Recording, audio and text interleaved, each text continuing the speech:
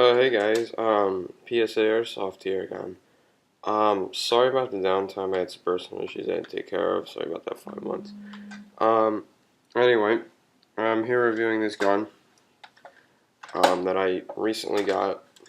Once again, I got it like 5 or 6 months ago. Sorry about the downtime. I was going to do it right after, and something came up. I had to take care of that, so, anyway. This is the GMP M4 gas blowback carbine. It is the Challenge Kit WOC version, and as you can see, it is fully metal. The receiver is fully metal, outer barrel fully metal. Handguard is not fully metal. However, underneath the barrel is fully metal. Underneath the handguard, excuse me, fully metal. Pop-ups right down here because it is gas blowback. So your bolt does come down, so there's no other room for a gas blowback or a hop up. So your hop up's right here. It's adjusted left to right for hop up or hop down, whatever you want to call it. The gas cover does cover, and it does pop open when you pull back the charging handle, which is right back here. Charging handle kind of weak. I already had the lock break off, so that kind of disappointed me. But so adding realism to this rifle, they have incorporated a let me open it up. They have incorporated a buffer and buffer spring to it, unlike the G&G Combat Machines gas blowback version, which does not have it. It's a simple self-contained gas blowback mechanism. The rifle also cannot be placed on safe during it cannot be placed on safe when it is not cocked. So I'll charge it, and then I can place it on safe, and I'll fire it, and then I cannot place it back on safe, just like the real M4.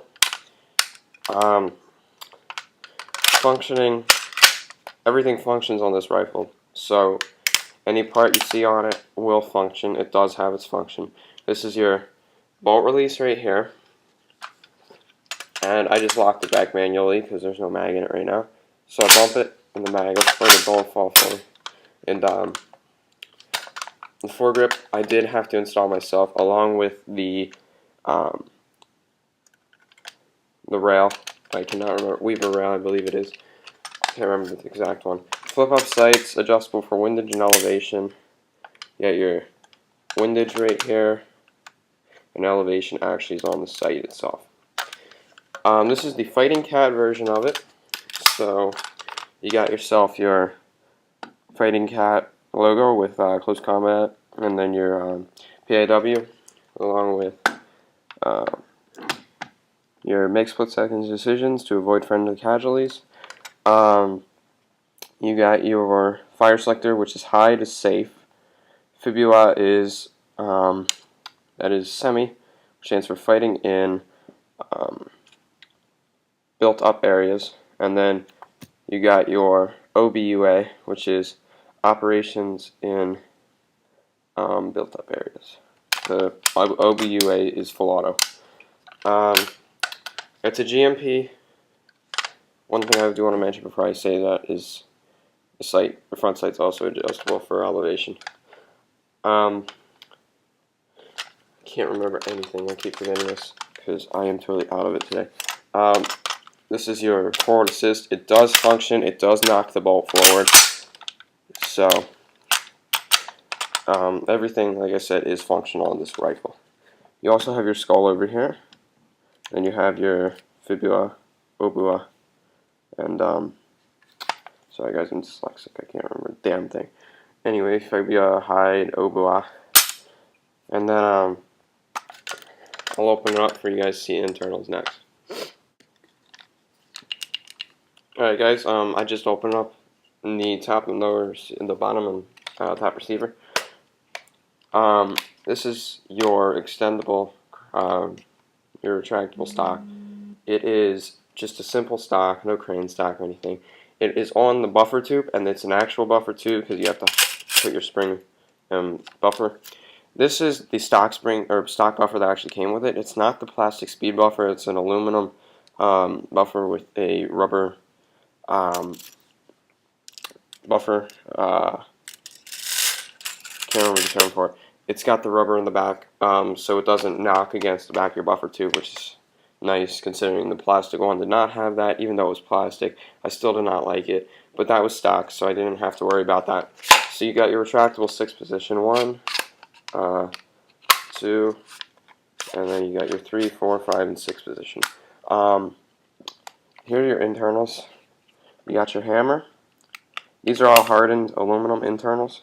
You got your hammer. You got your bolt catch. Here's your mag release. And this is not an ambidextrous mag release because I do not have one installed yet. I'm going to have to get one because I am a left-handed shooter, so I'm going to have to get one. But it hasn't bothered me so far because I will change mags with my right hand. But you got your auto sear, which is the full auto mechanism. So on a full auto, as the bolt comes forward and you have the trigger depressed, it will not release until the bolt comes forward all the way and knocks the auto sear. God, I cannot talk. Anyway, it will not come forward until it knocks the auto sear. And then you got your semi-auto, doesn't have any function with that. Anyway, you got your gas release right down there. It's the thing going in and out right now, which sounds really bad. But this is a actual M4 carbine grip. It's not actual. This is what came with it. But due to the fact that this is not an electric version, it's slim, and it's just like the real M4 grip, unlike the electric versions, which have to have a wider foregrip to house the motor. But due to that fact, it's very comfortable and very ergonomic to hold. So let me show you your upper receiver. This is your upper receiver. You got your dust cover right here, and you got your bolt within here. So once again, this is a hardened steel bolt with your bolt gas system right here. One thing I do want to caution you is this thing does not come assembled, the gas system. It is very, very tedious and difficult to assemble. And due to that fact, I do not recommend assembling it if you're rushed. If you're rushed, you'll screw something up like I did, and I hated myself for it. But I ended up I found another spring that was the same thing. Because I messed up the spring doing it. So I had to get a new spring. So I found another spring that I had and I just redid it. But I did it the proper way. It's very difficult to do. So take your time on every part of this rifle. This is a charging handle modeled after the PRI charging handle. It is not made in the USA. PNmounts.com does not exist.